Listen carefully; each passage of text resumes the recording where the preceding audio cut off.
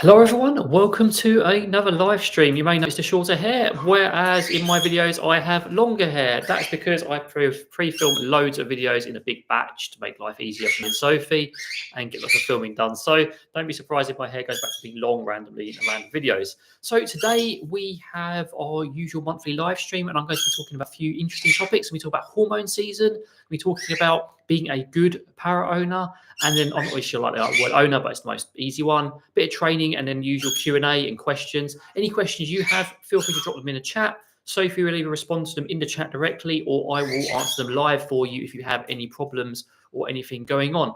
I hope you're all doing well. It's nice and sunny out there, but I haven't actually been out. I've been in the house all day doing chores and playing games for a change, which is nice, catching up on that. We've been playing a game called Stellar Blade, which I'm quite enjoying, just like a sci-fi action sort of thing. So yeah, been really busy recently, honestly. And also one thing I want to mention now, well, not many people are going to see it, 'cause there's not that many of you in there at the moment, but I'm going to do some live training with Charlie later on, which I haven't done before in the live stream, but I thought it'd be about time to get him out while he's willing. So you can see the progress we've made and some of the training he's doing with me. That'll be some target training, some recall training, that sort of thing. Got my handy treat pouch ready for later. Otherwise, Pickles and Scampi will be out during live and playing. Chip and Fish won't be, purely because they had a night fright last night and they're just a bit stressed. I don't really want to put them through it. And also I want to supervise them properly rather than just sort of looking behind me. So that's why they won't be out. So it'll be Charlie and Olive and Pickles and Scampi out today. So what else have we been doing while it's been so busy? Oh, sorry. Hello, Singapore. Hello, Iris. Hello, Klaus. Hello, everyone else who's joined. Again, I hope you're all doing very well. So we've been really, really busy. Doing lots of educational stuff. A while back, I completed Susan Friedman's course, and which I also had an interview on a channel recently, which is well worth watching. It's very enlightening. A lot of people have enjoyed it. But that course was quite involved and quite interesting. And now, more recently, if you've seen our community post, me and Sophie have become certified bird trainers. We are now, I have to look at the acronym now, CBBT-KA after our names. And I have other honorifics, but I just don't see the point of putting them everywhere because it's kind of annoying. It basically means it's Certified Professional Bird Trainer Knowledge Assessed. So it means our knowledge has been assessed and we generally know what we're talking about, or we just pretend we do. So yeah, that's quite exciting. And it's been quite a good year for learning new stuff and sort of updating my credentials, so to speak, so I can talk with a bit more authority and have stuff to back up what I say rather than just, saying, take my word for it. It's nice to have that, bit of legitimacy, I guess. It's a shame that the certificates are printed, but they say they stopped sending them out because everyone's international and it's just too much of a pain. And if anyone wants to check, they can just go on their website to check if you actually are certified. So there is that. I like nice proper certificates, but in the modern day and age, it's becoming more of a rare thing because it's more just that you've got the qualification and it can be proved that you've got it rather than just having a piece of paper because it's all digital now. Hello, everyone else who's joined. Teal Friend, Neve, hello. Warindel, Rhonda, hello. Welcome, all of you. Hope you're all doing very well. Blimey, that's a quick one, Neve. Thank you very much. It's much appreciated. We don't normally have the naughty train starting off so early, but yeah, thank you very much, Neve. We're very proud of ourselves. It's all been very challenging. Scampi's been very challenging. This is the usual birdie chaos, which we can expect. It's going to happen every live stream. They've got a kick off. You're not coming out yet. You have to wait another 5 minutes at least. Yeah, thank you very much for that. It was just good to just again have some credentials and back up what we say we know because we've been doing this for years now. But we didn't really feel the need up until recently to sort of back up, just to give us more professional edge. So, more people can trust us and more people can say, well, if anyone questions us, we can be like, well, hang on, we actually know what we're saying. We've got this. Anyway, blah, blah, blah, blah. So what else have we got going? Talk about night fright. Oh, yeah, so we've got Think Parrots coming up next weekend as well, which should hopefully be exciting. Me and Sophie are going to be part of the Northern Parrot stand. We're all very excited to be invited and to be part of a sort of big company stand. And we're going to be there at parts of the day because we'll be wandering off and doing our own things like talking to people and shopping. We'll be there answering questions, handing out some goodies maybe, and talking to everyone because it's nice to meet people, whether they're fans or people just walk up to us and want to talk to us, ask us questions. It's just lots of fun interacting with the parrot community because sometimes when you're online it can be a bit more toxic, but in person people generally are really, really nice. It's very rare that you get any sort of issues, which hopefully there won't be. Thank you, Rhonda. I like hearing them chat. I just wish the volume level was a bit lower during lives. They've actually been quiet. Well, they always quiet. Every afternoon they're quiet. So I'm normally doing something. They love it when I'm painting models or I'm playing games or playing music. They love that. They're always very quiet. When I start talking during these lives, it's bad. It's bad. It's just bad for Sophie as well. I'm just going to whisper. Louis actually behaving. Normally it's Louis that's misbehaving. Today it's Pickles and Scampi. So if Louis stays quiet, when they come out, they'll be busy anyway. So hopefully it'll stay nice and quiet. So there's no questions to chat. So what I'm going to do is I'm going to launch it straight into my first topic of the live. I like to have topics. So I think when people watch it back, it's not just me jibber jabbering. There's actually some sort of meat to the live stream, so to speak. So we're going to talk about hormone season. And what I found interesting, and Sophie's pointed out to me as well, a lot of professional trainers are coming out and saying it's difficult for them too. Because traditionally, it's been something that a lot of trainers or people in general try to hide difficulties with it. They've been like, oh, I don't want to admit that there's been difficulties during hormone season because that makes me a bad trainer or a bad owner or whatever. But more and more people are owning up to it, not in a like give me sympathy way, but an owning up to it like we're trying, but it's more challenging way. And I find that's quite good because it is challenging. And hormones are a big part of parrots' lives, parrots in all sorts of environments' lives. Natural, yes, but a bit of a pain for us. And I just think it's good that people are being more honest and open about it. That's something we would like to encourage. We try to be honest and open, and we want everyone else to be honest and open about their experiences too, because that way we can all improve and we can all learn from each other rather than shaming or like trying to hide things that go on. It's just not really worth it, is it? And it can be a struggle, as I said. Hormone season can be a struggle. Exactly. We can't wait to be over. Yeah, it'll be really nice saying hello to you as well, Teal friend. It'd be great to see you. But yeah, it can be a struggle for everyone. We have our struggles as well with it. We're pretty good at managing our parrots' hormones. We don't really have too many issues. We haven't had any eggs. Hopefully never, because that's not something we really want. And yeah, it's just tough sometimes for people, and we experience it as well. Even though I just sort of like said, oh, we're better, but you know what I mean. It is still challenging when you hear extra vocalization, when you get you get Kipling the hormone monster, who's a bit more naughty. He wants to nip more. He wants to just not really interact as much. And something I'm going to talk about it now. Actually, I did it as a point later. But something that's really worth doing and something worth considering is when your parrot is hormonal, instead of focusing on all the bad sides of it, like, oh, I can't do this, I can't do that, then you can sort of think another way. What can I do? What interactions can I do with my parrot? So, for example, your parrot can't come out for any length of time because it gets bitey or it goes into corners. Maybe it can come out for a shorter amount of time, and then it can have activities in the cage that you can engage with just for that short period. It's about adapting and seeing what we can do. And I think Susan mentioned it in the interview we did as well. Although I'll probably get in trouble for saying this, I didn't 100% agree with that part of the interview. But yeah, it's about adapting how we approach it. What can we do during hormone season to make our parrots' lives better and make our lives easier without negatively impacting their quality of life or our own? It's interesting, isn't it? So, Rhonda, my Konya laid 2 eggs that I had to remove. She's been super has been emotional. I can imagine it is difficult. And when female parrots lay eggs, especially when you have more experience, you are aware of some of the dangers of that. It is not the ideal situation. Obviously, I think you know what to do in that situation. I'm not going to just jabber about that. Yeah, it's difficult.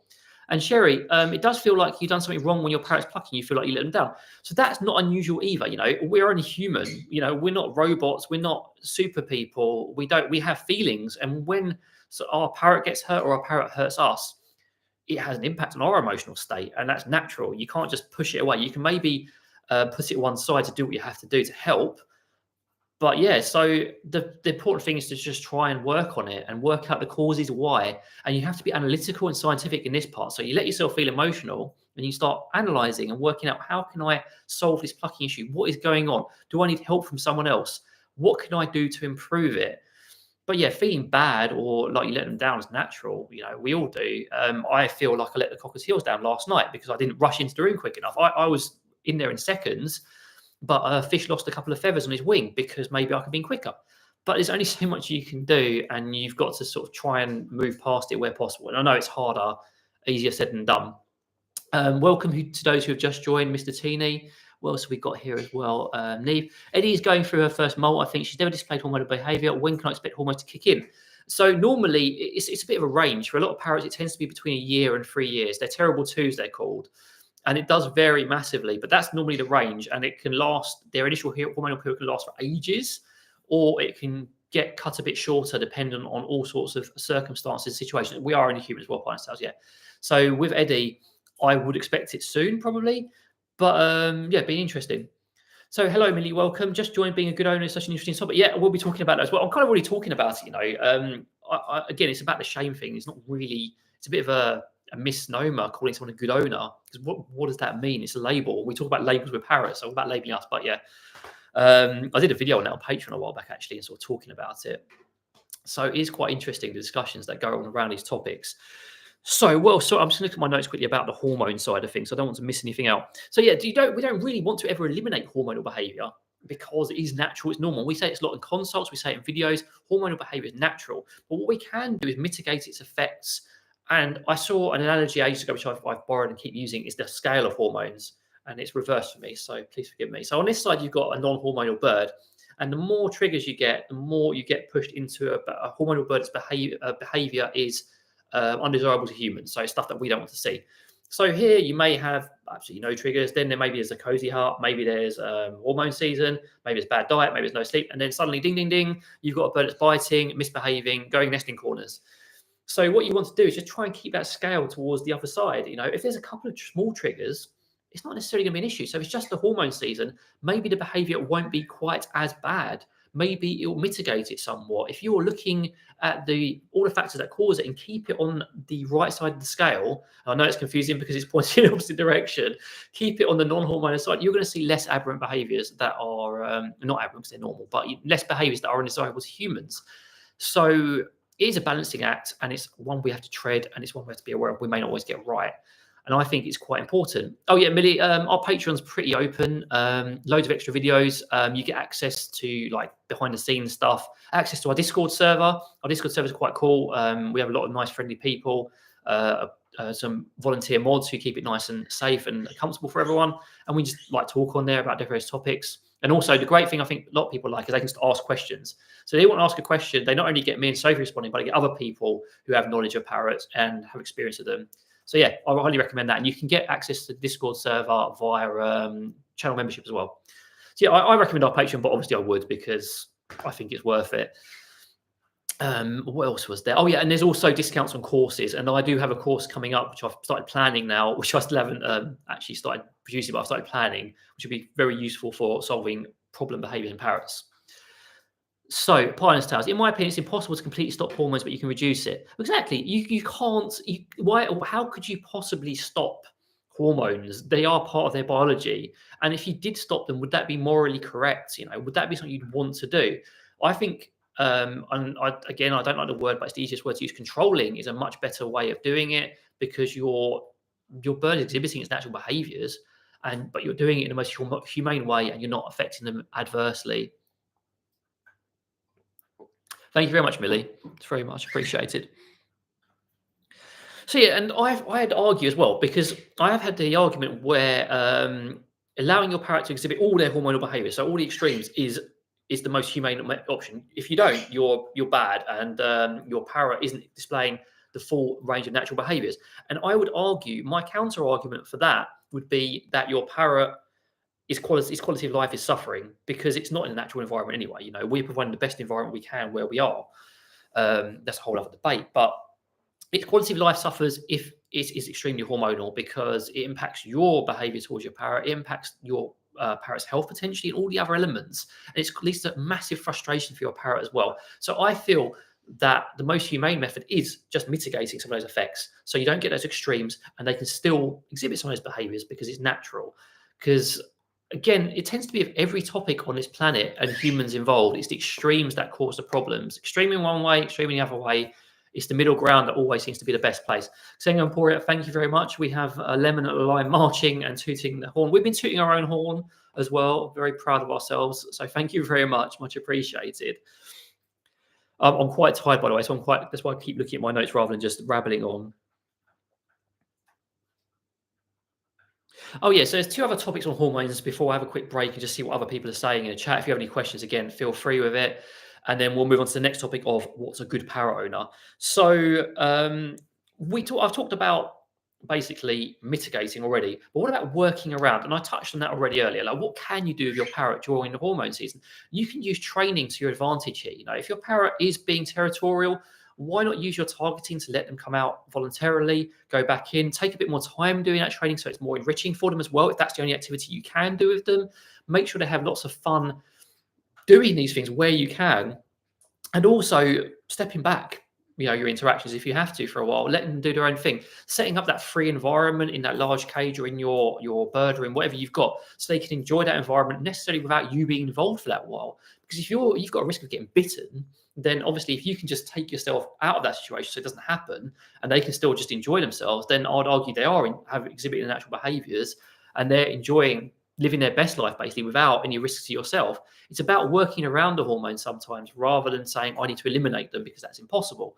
And I think if you take a two-pronged approach where you do step back and you do work with what you've got, and then you also work on mitigating hormonal factors, it does improve the picture a lot. And I think that's what we do quite well here.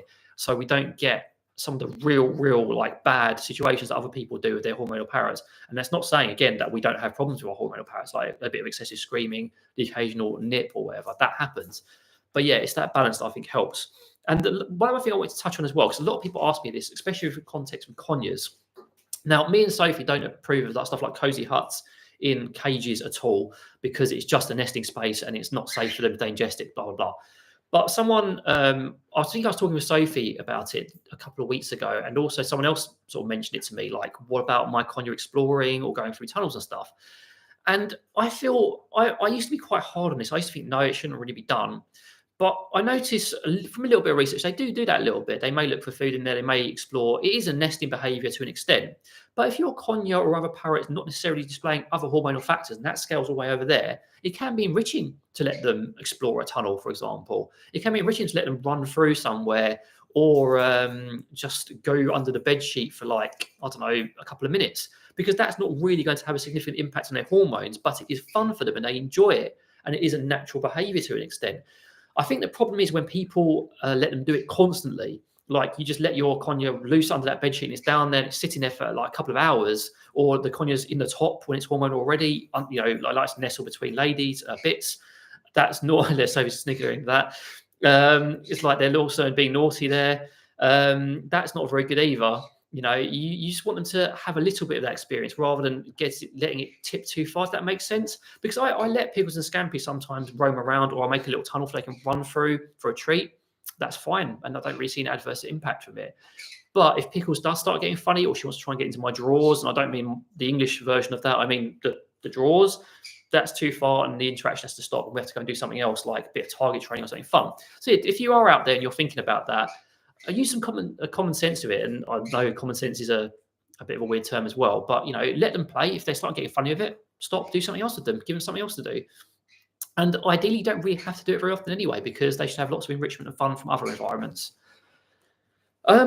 Neve, yes, you can do it. So you can do it with other parrots, like budgies and cockatiels may want to, but it's kind of less common with them as a natural behaviour because of the way they live naturally. They tend to do it more when they're in the hormonal mood. I wouldn't say necessarily there's anything wrong with a little bit of it. Chip and Fish have done it occasionally. We just let them have at it while we watch them. Again, it's just about that moderation of it and then seeing what sort of behaviour it exhibits. So say, here's another great example. Say we've got Chip and Fish and they're out and about and they go over to like the TV stand and start barking, and then they skitter through and it goes to the other side of it. And they're over there, they're skittering, exploring, they go back and forth. That's fine. But if I notice them, they're like going barking and they're staying there, and I need to get the birds out in a second, so I just forgot about that. Otherwise, I won't have time for Charlie, which we do not want to miss. If they're over there barking and they're thrusting up the corner, then that's a good sign to me to say, this isn't really appropriate. I need to stop this because that's going to lead to behaviours I don't want to see more of. So yeah, just watching. Let me get the birds out and then we'll answer questions and then I'll finish off this topic. Hello, little ones. You going to say hello? Hello. Oh, you going to say hello? Oh, pickles. Are you going to say hello? Oh, are you in a good mood? Are you in a nibbly mood? Are you nibbling my fingers? I'm quite proud of this as well. The fact he lets me do that. This boy used to hate me. It's quite nice and rewarding to see that he just likes spending time with me and he just lets me do that. It's a kind of a trained behaviour, by the way, because I did it for husbandry. I never do it with wet lips either because that's gross and it's not good for them. You want my juice, don't you? Well, you can't have my juice. If Pickles goes there, which he doesn't want to do, Pickles goes there, which he doesn't want to do. Okay, well, I need to put you down somewhere so I can actually give you what you want. So how do you expect me to give it to you? We've not really thought this through, have we? Oh, good girl. Right, so now you can have a treat for that because you're good. And Scampy's going to go on the keyboard and he's going to come straight off, hopefully, for a treat. No, he's not. He's going to look and he's going to stare and he's going to want to get my juice, which you can have. Okay, we're going to use a juice, are we? Oh, natural juice, by the way, fresh juice. I'm going to do a video on that in motivation soon, by the way, a mini one about juice and how fresh juice is actually good in moderation and motivating for our little birdies. Are you thirsty? Well, you've got water in. I suppose this is better than water, isn't it? So yeah, that rounds off the hormone section basically. Any questions or any sort of thoughts, do drop them in a chat and then we'll talk about what makes a good parrot owner. Right, so there's you there. Do you want another drinky? You can have one more. Yeah, you thirsty little beast. If you ask me what it is, it's like fresh pineapple and other bits. You are not having any more. Okay, you can go up there if you want, or you can go and join Scampy for a snack. What do you want to do? Cool. So I can see them there, so they're safe. Right. So what have we got? Hello, Carol. Welcome. Sorry, I missed that. It's a bit late. Yeah, I think it's a good advice, Neve. Don't force any interactions. Trying to harness train mine. He's scared of new things. Want to get there with it. So take your time with harness training. It can take a long time for some parrots. You need to be very patient. Some, especially when they're younger, they learn quite quickly. For others, it takes a lot of time. So do be patient. What do you want? You want to go there? Okay, you do what you want to do. Yeah, he can do his juice. Oh yeah, I can see someone on the laptop. That's not ideal, is it? Let's try and wipe it without. Lyra's very excited to see the conures. I think she thinks his friends. To her friends are fruit. Probably. I mean, I know Pickles looks a little bit like one. I'm not sure. I don't think Scampy does. And you better not be mean to him, Pickles. I'm watching you. Iris, what kind of foods are good to give your bird when they're hormonal? Just the same, natural foods. You know, the nice diverse diet. Just avoid anything mushy or anything extra high protein. Yeah, she does, Binus. But yeah, just avoid anything really mushy or extra high protein because sometimes consistency and temperature as well. We try to avoid cooked foods entirely for parrots because we don't find it very good for them.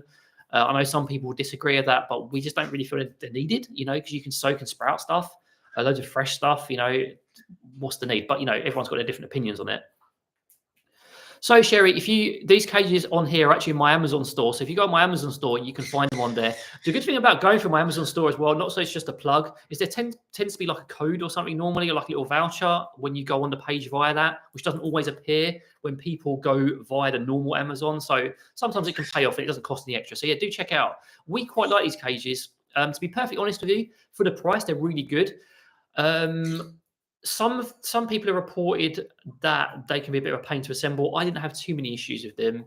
And other people have said that sometimes they can be prone to rusting after a long time. But the problem with that is most cages are like that, you know. And if we're talking after a very long time, what can you say, really? I've noticed a tiny bit on the edge of like our oldest one, which is a good few years old. But after that point, you know, you can't really expect much, honestly. But yeah. Oops, let's not have any ads. Let's not do that. I'm sure you won't enjoy them. Yes, thank you, Sophie. Let's everybody go to my Amazon store, yeah? Let's do the plug.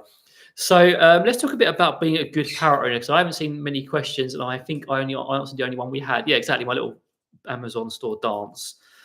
So I think is there such a thing, really? And I did it on Patreon where I sort of talked about some of the elements I think would justify that label, you know, like, you know, someone who's willing to adapt, willing to learn, constantly putting effort in. But is there really such a thing? I think all we can really do is try our best and hold ourselves to the highest standards. Right? No. Try our best and hold ourselves to the highest standards possible. Because what more can we do? We try our best, you know, and a lot of owners we get on consults, and then we talk to them about stuff, and they're like, oh, we should have known this, we should have known. How could you have known that? If you hadn't had the chance to research and you'd been told something different and you're new to parrots, how could you have known? So, you know, just If you want snacks, you have to share. You these people are being too harsh on themselves, honestly. All you can do is try your best and learn and be the best standards. Because once you learn, then you can hold yourself to a higher standard and keep going up and up. I don't want you here. That's not very good. A lot of people do, really. And also, a lot of us, like me and Sophie, sometimes say to ourselves, we should have known that. But then how could we know? We know an awful lot. We can't know everything. We're not super people. Never stop learning. Exactly. Always learn. Really worth exploring as a topic and keeping in the back of your mind. Always learn. Always keep learning. Do you want to do a spin for everyone? Do you want to wave again for everyone? Do you want to do that? So I'll do Alicia's questions. I'll carry on my broken up ramble because these guys are distracting me because they're being cheeky and naughty, aren't you? I have older cockatiels. Do they need any extra vitamins in or anything in their diet as they get older? So I would, with older cockatiels, I would just approach it by monitoring their weight regularly. Weigh them regularly at the same time and watch for any changes in weight. Get them a vet checkup once in a while as well, just so they can pick up on any deficiencies potentially, and have lots of diversity in their diet. Lots of different things, lots of fresh foods, soaked and sprouted items, as well as a bit of seed for some fat and all sorts of lovely things. A variety. And Sophie's got a video. There you go. Sophie's got a video on her channel with material on there. I forgot you'd actually had that. We produce so many videos. It's to give people resources of everything. We actually forget. But yeah, that's what I'd say on that. So yeah, Millie as well, going back to what you said, a lot of people get that impression due to images of perfectionism. And we got accused of that in the past as well, that we're trying to hold people to unrealistic standards. And that was never our intention. Maybe we inadvertently did that. Maybe we accidentally were setting too high a standard purely because we wanted people to do better and we hoped that we weren't being too preachy. And we try not to be, honestly, but there's a lot of unrealistic standards set online, and a lot of people like to compete with each other and preach at each other and generally be quite cruel and saying, look at me, I do this, because obviously our egos get in the way. So I wouldn't hold yourself up to unrealistic standards of perfectionism, because there's no such thing when it comes to keeping a parrot. You can't be a perfect parrot keeper. You can be a great one. You can be a really experienced one, but you can't be perfect. We're all going to make mistakes one time or another. Maybe it's a minor one, like you mistimed your cue for a target, or maybe it's a more major one where you put the food bowl in and they bite you, and then you start making a big hoo-ha and then accidentally flip your hand around. No one's perfect. It does happen, but we can, going back to the start of this topic, we can all hold ourselves to the highest standards we can, and we can all keep learning and trying our best. So don't get sucked in by images of perfectionism, or I was going to say a word there which I shouldn't. Contests amongst people. Don't get sucked into contests, because you only have to hold yourself to account. Who cares what anyone thinks? You can take our opinion, you can take anyone else's opinion, take it or leave it. You can take that on board and integrate it into what you do, or you can just dismiss it, because you only have to hold yourself to account. And I'd like to hope that most good parrot owners would at least do that, because I think if there was a bad aspect, it's someone who never holds themselves to account for anything they do with their parrots. Jonas, do you have any turquoise, blue, green cheeks? I mean, Olive's quite close to turquoise. Sophie's shouting, I think. She's got turquoise colours. She's about the closest we got, really. And again, I'm really terrible for those because, yeah, exactly. I'm really terrible for the colours because I don't really care. I just like all my parrots and I don't care. A lot of people really enjoy it.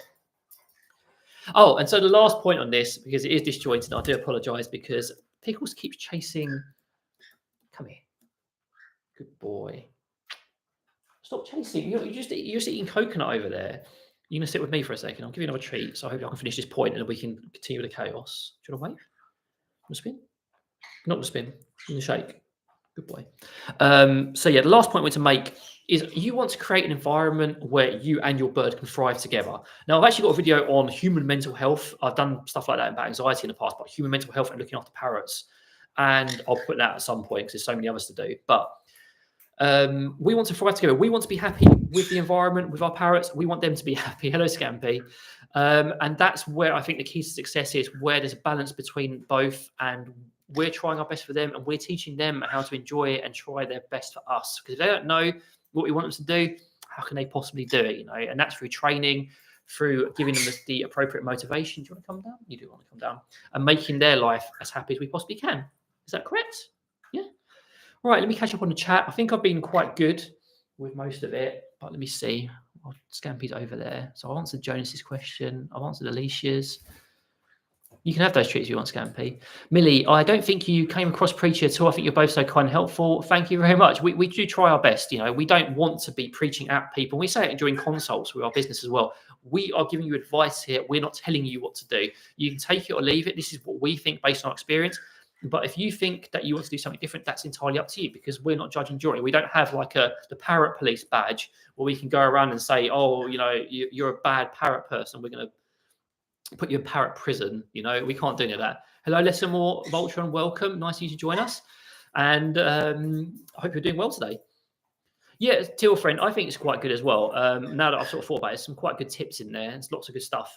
And if you don't follow Sophie, Bird Nurse Sophie, do follow her channel as well if you're new to us, because there's lots of great.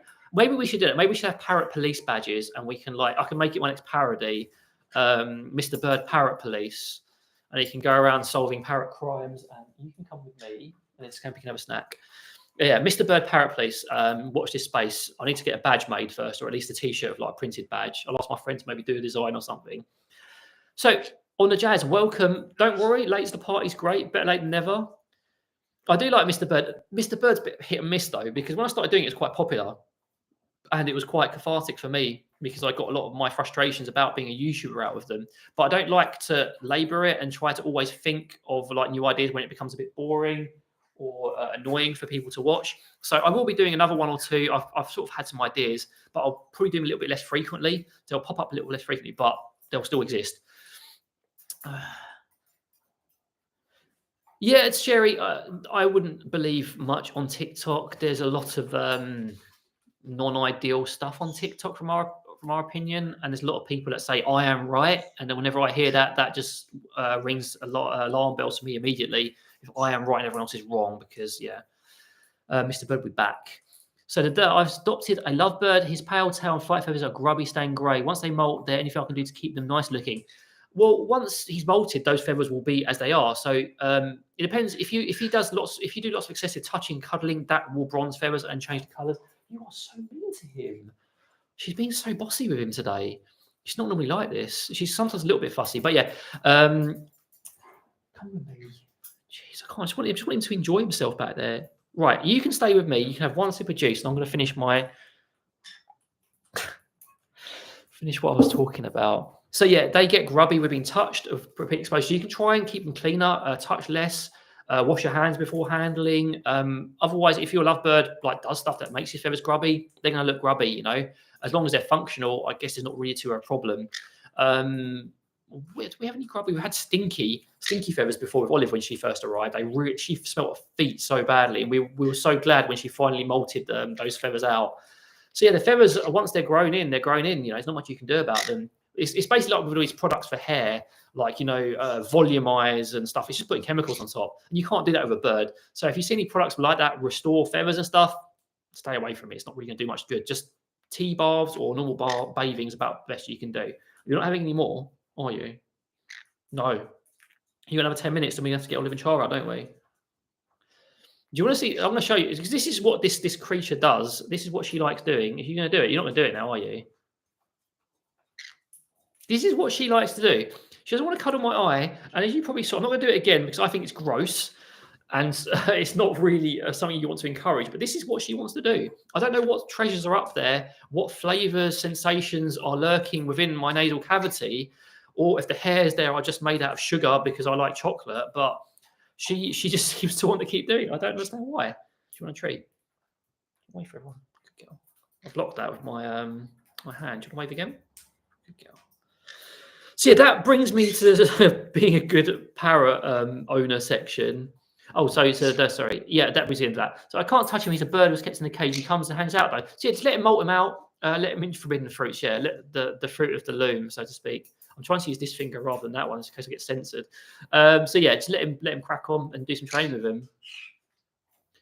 So Sherry, we talk about birds who have visual impairments. I did a video on disabled birds. I've got a video planning in my planning stages about birds with sight loss and how to make their cages better, how to do training with them, because it's something we do. It doesn't crop up often, and it's not going to get loads of views, but I think it would be helpful because, you know, if you're that one poor person who adopts a bird with a sight problem and there's no one can be bothered to do a video about it because no one views it, I want to be that one person who has made that video so you can help. It can help. So check out my disabled bird video for now. And there'll be more videos in the future on that topic.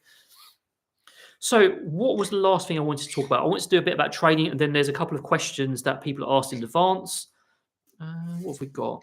Oh yeah, so I wanted to talk about the 3 C's of training. I don't think I mentioned them specifically in this, but I've mentioned them in other contexts. And I'll be talking about them in my course as well, because it'll be just a solo course where Sophie will be developing her own. Do you want to stay there? You happy with that? So there's 3 C's of training which make good training sessions, and I'm going to have to look down for one of these. It's contiguity, contingency, and consistency. Now, consistency is pretty obvious. You know, you've been consistent with the way you present your training, the way you do things. Contiguity, I'm going to double check. Yeah, I know which one.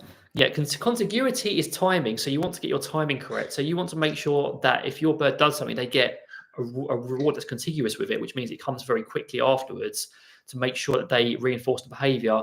And contingency is the X-Y relationship. So if your bird does X, you make sure that you do Y to reinforce that behavior and they get something for it. And I think the 3 C's do hold true very well for best practice when it comes to training.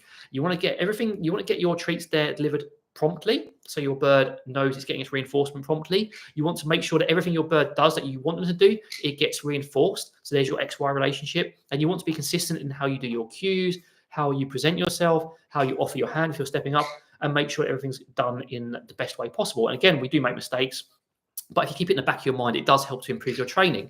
I'm quite guilty. You're not going that blooming laptop.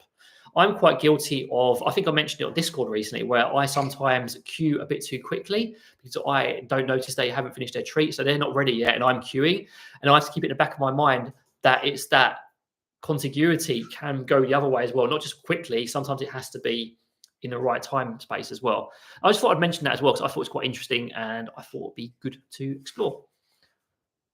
Alicia, yeah, you make allowances for it. The video might be helpful for you if you haven't seen it as well, by the way. We've had a few consults with disabled birds, and we find, well, Louis, one of our birds, I mean, he's pretty spunky, and it doesn't really make much difference to him. But we have to make allowances for him because he only has one leg. So we have platform perches. We provide extra foraging opportunities. We make sure that he can navigate properly. One of my patrons, Julia, has a bird with similar problems, and she does all sorts of wonderful things for her. It's just really important to do what you can. You're probably doing lots of stuff right. Excuse me. That's what you get for talking like non-stop for 35 minutes. It never ceases to amaze me how much people know without knowing. You know, they do all these things without knowing, and then when we say, "Oh, I do that already," I'm like, "Yeah," because you're thinking, you're adapting, you're learning with your bird, and it's really rewarding to see when people do that. It's really pleasing to me when people do stuff on their own, and you know, they're like, "Wow, I'm doing something good." And I'm like, "Yeah, you are. You're learning yourself, and you're adapting. You're thinking on your feet."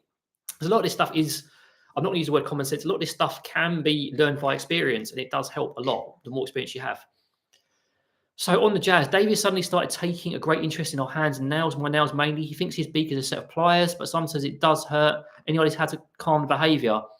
So on the jazz, have you changed your nails recently? Do you use products on your nails? That'd be my first question, because the way they see our nails is very different to how we see. And because I can't believe it begins with acetone or something, they put it in that, it's quite glowy with different colors.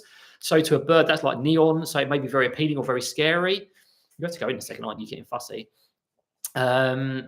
It's about soft targeting to teach him to basically interact with you softly. It's also about not actually reinforcing it, because obviously it does hurt and you don't want that to happen. It's about maybe giving him a bit of DRI, giving him something alternative. So if he does it, popping him elsewhere and then giving him another alternative. So he will learn that it's not really worth doing that, but you get something else. Do you want to go to that stand again? What do you want? Those would be the tips I would use for that. Yeah, do stuff on the floor as well. And Sherry, you know, maybe you, Alicia, can talk in the chat about it or something. I don't know, because again, this video is quite helpful. Hello. I hope that helps on the jazz, by the way, as well. So what I'll do is I will move on to my last questions that people have asked in advance, my last couple of things, and then the last 20 minutes will just be with Charlie playing around and just anything else anyone else wants to say in chat. Good boy. So I had 2 questions which I thought would be worth highlighting. And one cropped up in comments the other day and one was on Instagram. And the first one was, can birds eat citrus? Very common question. And the answer is yes, they can. It's all about moderation.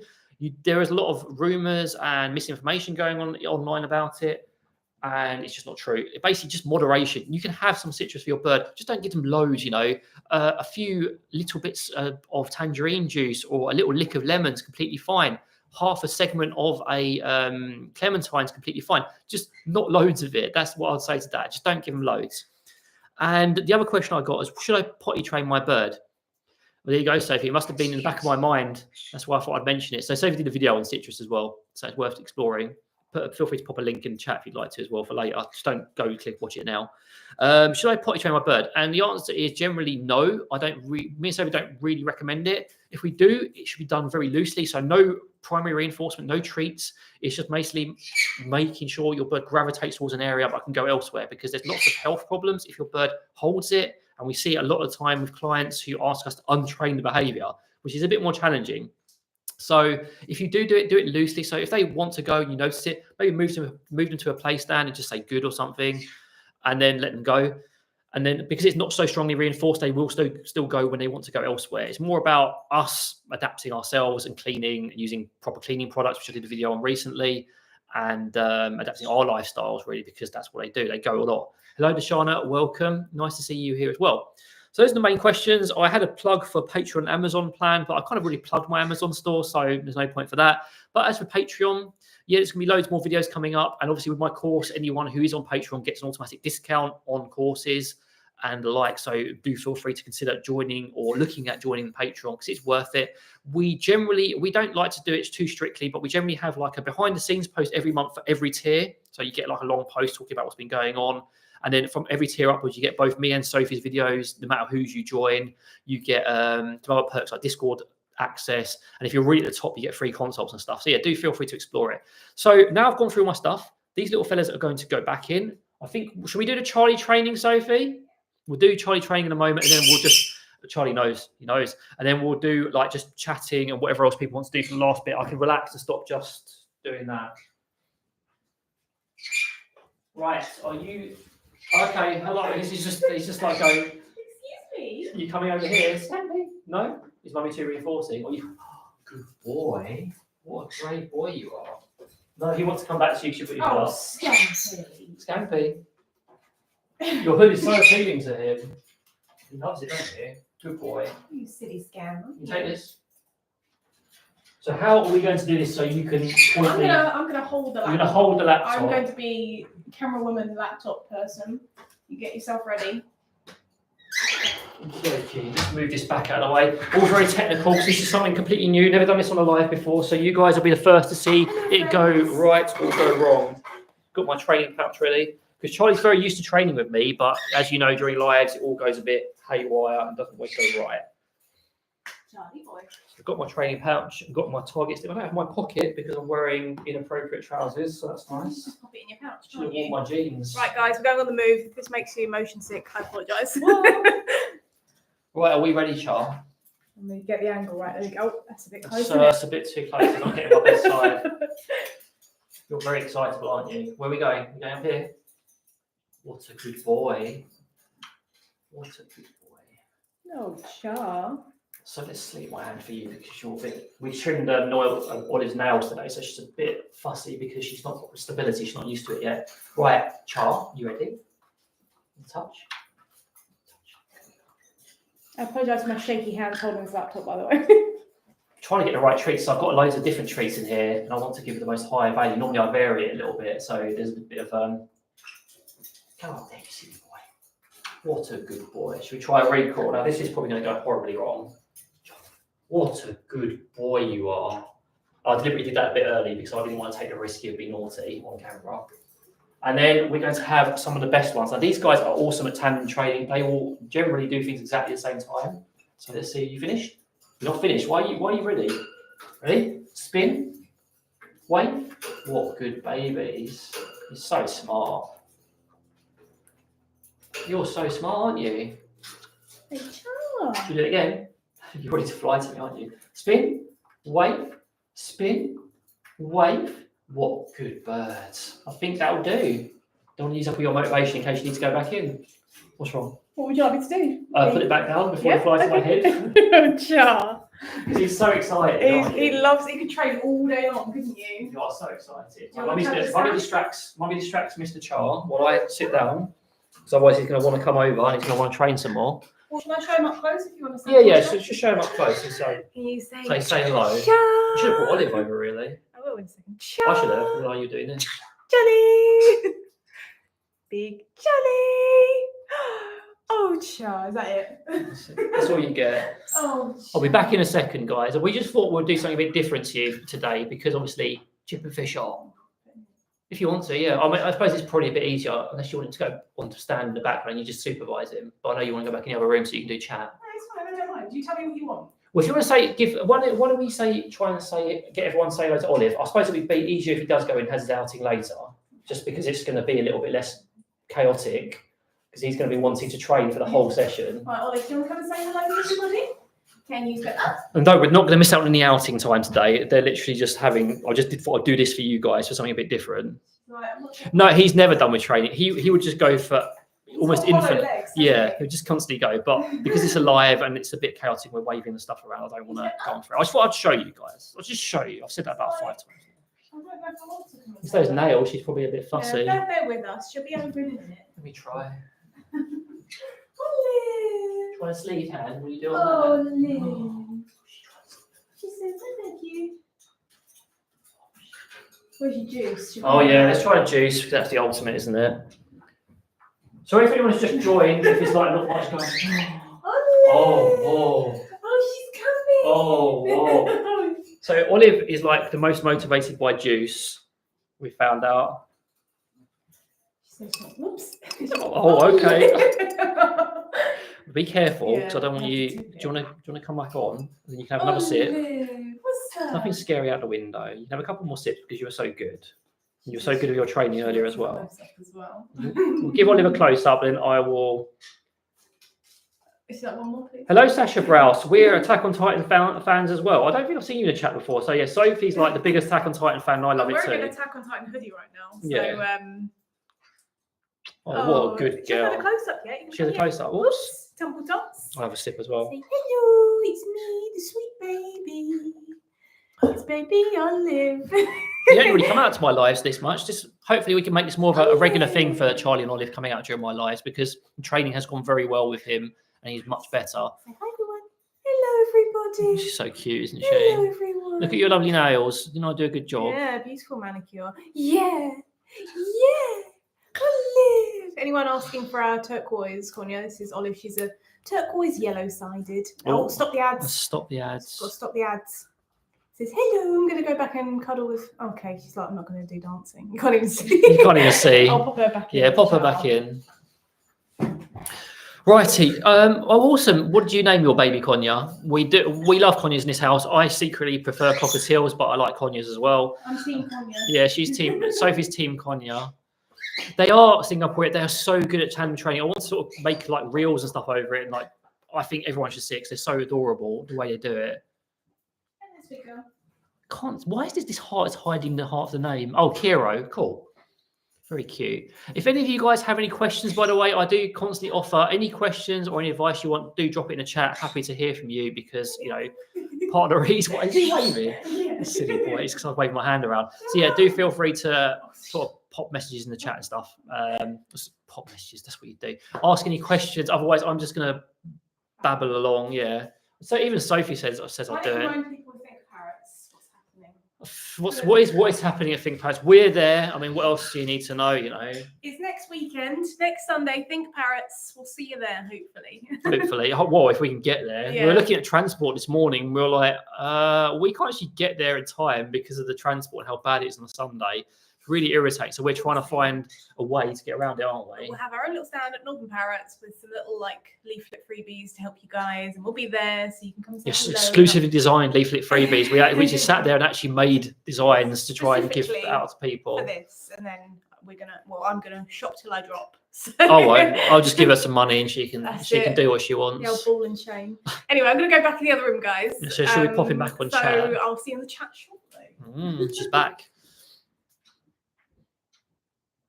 She got back. Right, so I've actually run out of things on my note sheet now. So we've got 10 more minutes roughly till, let's make sure everything's good. Yeah, 10 more minutes roughly till I end the live. Again, any questions, anything you want to talk about, feel free. Otherwise, I'll just think of a couple of topics just to go on about basically towards the end of this. I always find it a bit awkward towards the end, unless there's already a topic going or people are like constantly talking about stuff. And I'm just like sat here like, what do I talk about? I've used up all my ideas. I'm trying to think of current events. And I think the only thing, I try not to whinge on these lives a lot. So I used to whinge on lives a lot, and I try to make an active effort not to whinge. So the only thing I can think of to whinge about today is, oh, that's a good question. I'll answer that in a second, Joel. It's basically, I noticed people pushing stuff like cheese and cooked foods for conures again. And you just don't need to. There's no point giving your parrot cheese. It's not anything they'll even remotely encounter in the wild. And I don't know why people defend it, because, you know, there's so many other great things that you can give your parrot. And the argument, I think it comes from a place of love. People just want to share their food and their parrot wants it, so they think they should give it to them. But it's just, there is some things that you shouldn't really do, and it's not good for your parrot's health over time, you know. So if you do see this sort of stuff, do question it, do think maybe I shouldn't be giving cheese. It doesn't seem very natural, it doesn't seem very good. Cool, I've made a couple of questions. So yeah. So Joel, a stainless steel cage is worth buying. You could do. I'd look at the quality of the manufacturer. I would look at what sort of, whether it is actually stainless steel or it's just claiming to be. You can get lots of cages which are perfectly fine, just have a sort of powder coating like these ones, and that lasts for a very long time, especially if you maintain them and clean them regularly. It's entirely up to you. You know, we just go for this sort of cage. Maybe when we're getting an aviary and we're exploring it to even more. Yeah, just you look. The thing I say about this sort of stuff is look at reviews, look what other people say, and look at the actual manufacturer or the shop you're buying from, and base your decision based on that. Is it value for money? Does it have consistently good reviews? Does the shop have good reviews? And is it actually stainless steel rather than just claiming to be? So Jonas, hi. Are there any toys you recommend for small conures?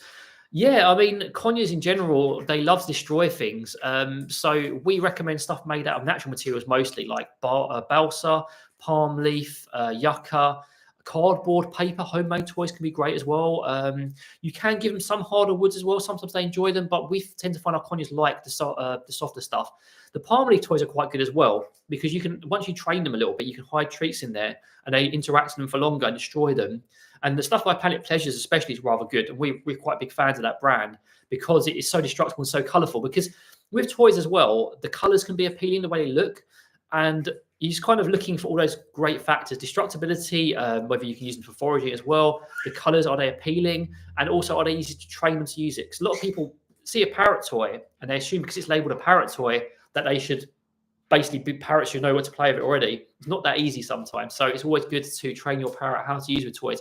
And the all-time ultimate for conures, we find, is the either foraging or toy bowl. We just get a normal bowl. Normally it's slightly different from their food bowl, so it differentiates it. We just put toy parts in there, and sometimes we'll sprinkle some treats at the bottom. And our conures love going to the toy bowl and just throwing them out, picking them up, biting them, manipulating them, just throwing them out. It's really good. Foraging trays, also really cheap. You can do it yourself. Really great for almost all parrots. Really super easy to start with. There's loads of great things you can do for them. Oh, well, did that? I think I'd prefer to be in the US, honestly, if I had a choice, like in maybe shopping and getting good stuff. But you know, I think parrots can be lots of fun as well.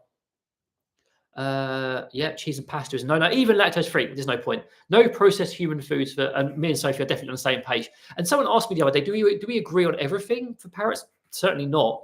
We had a disagreement recently about something, which I won't go into because it's just not really appropriate. But we are our own people. We obviously have very similar values for parrot training. Otherwise, we wouldn't be able to work together.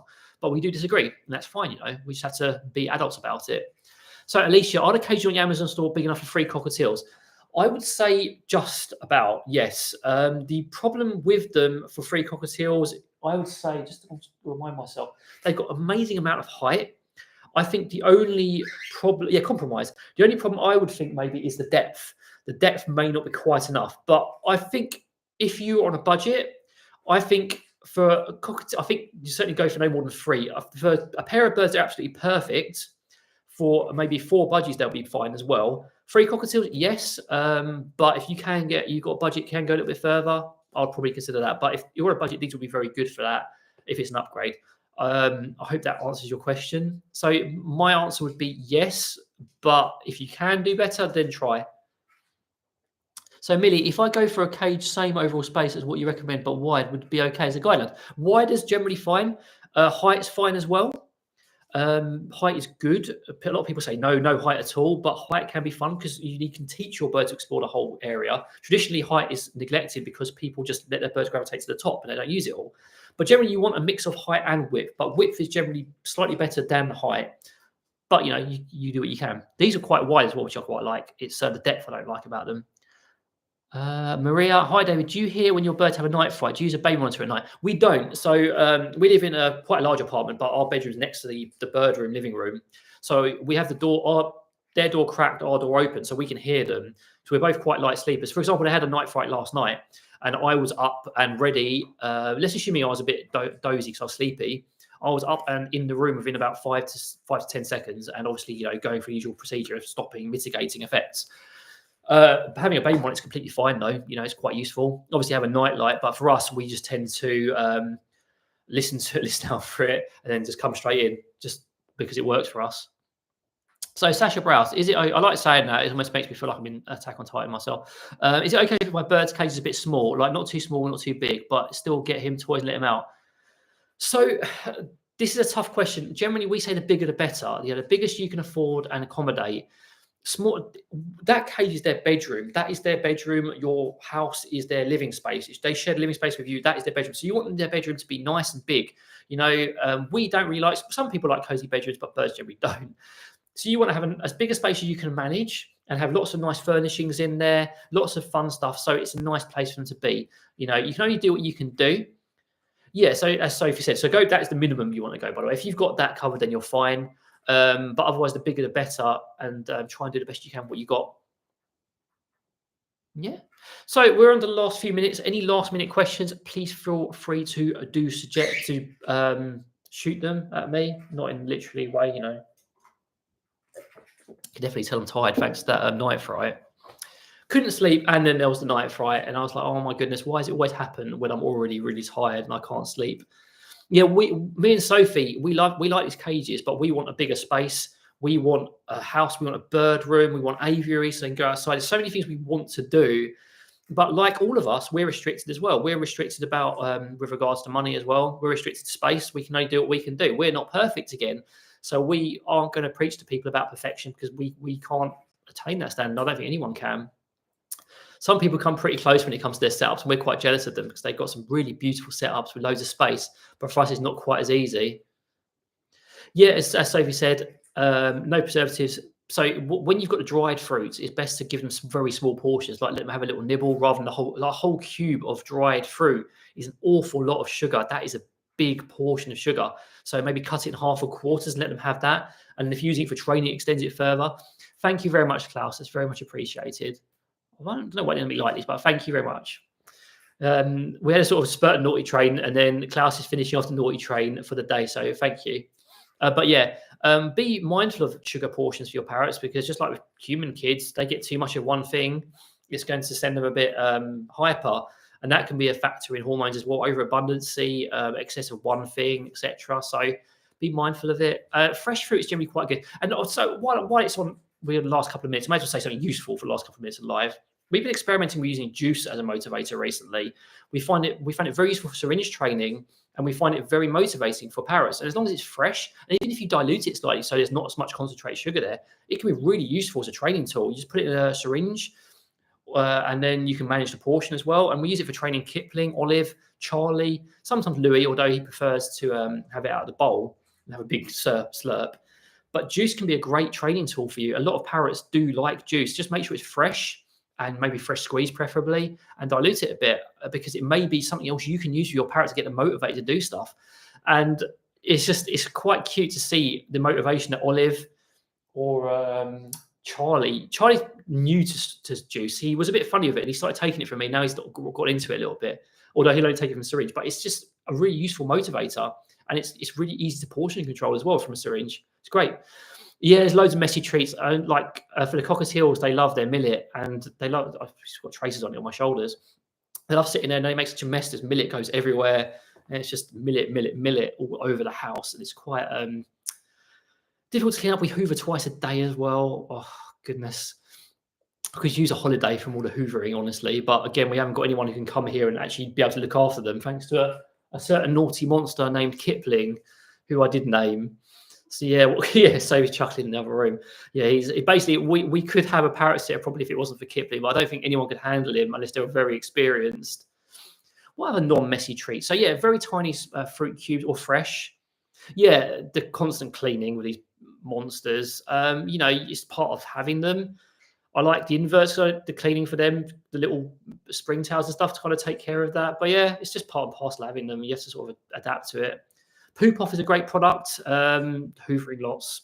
F10, we use that an awful lot. I think it was in my sort of cleaning product video where we used a lot of F10 and Poop Off. Poop Off's been such a useful thing to get stuff off furniture because it's really annoying, like having stains and stuff, because it just wasn't very visually appealing, especially if we had guests, which doesn't happen very often because I tend to go out and we can be antisocial. So, right, I'm going to wrap this up in the next minute. It's almost always happens. So if anyone has a last minute burning question, now's the time. Otherwise, I'm going to be starting saying my goodbyes in the next minute or so. I would like to thank you all for joining me in this live. It was much appreciated for all of you to come and support me and Sophie and to hear from you, talk to you in a chat. It's always great to just have people here and chatting. I knew there was going to be one. Jonas has got one, so I'll answer that in a second. And it's just really nice. And we will continue regularly doing these lives. YouTube's just doing them once a week, but that's not going to happen. It's probably going to be the same sort of frequency as we do it now.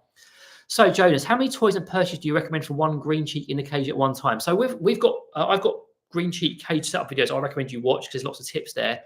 But you don't want to crowd it, but you want to give them some space to move around, and you want nice high up perches. You want to accommodate them so they have sleeping options to perch, options to peek out from with a peeking perch and do training in cage training with.